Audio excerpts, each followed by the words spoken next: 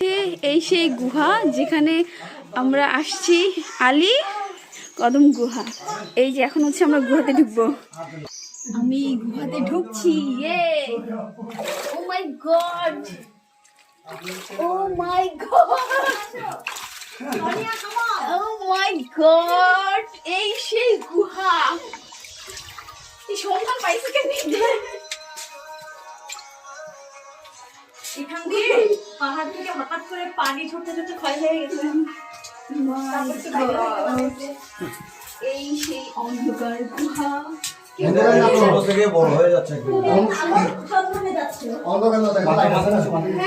ছোট থেকে বড় হয়ে যাচ্ছে। এই সিনেমার মতো এখানে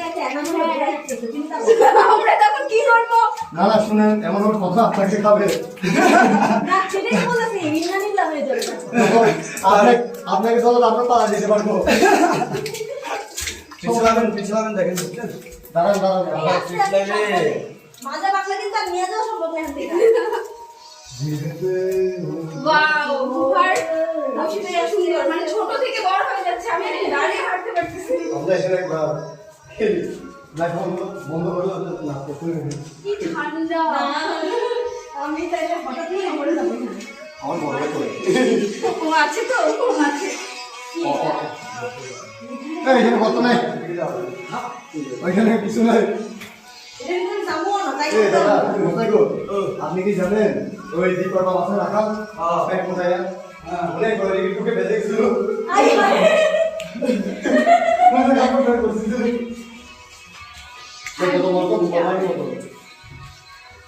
ভালো লাগতেছে? হ্যাঁ, অনেক ভালো লাগতেছে। থ্যাংক ইউ আজকে দিন আমাকে পাঠার জন্য।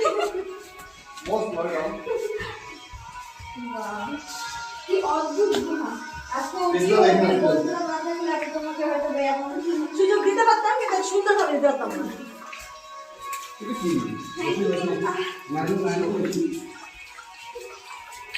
এখন আমরা আস্তে আস্তে আলোর দিকে যাচ্ছি। দেখেন এবার সাবধান।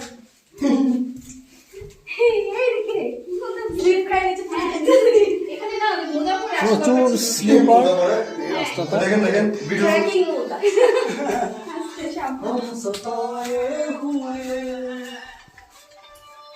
আমাদের আগে কিন্তু আসছিল, এর জন্য ভেজা ভেজা আসতেই থাকে, কিন্তু এখানে যে এদিকে একটা আছে, কিন্তু এদিকে বিস্কুট দেওয়া হবে না। ভালোবাসার নাম লিখে দিচ্ছি। এই অতদূর যায় না, করে যাবা।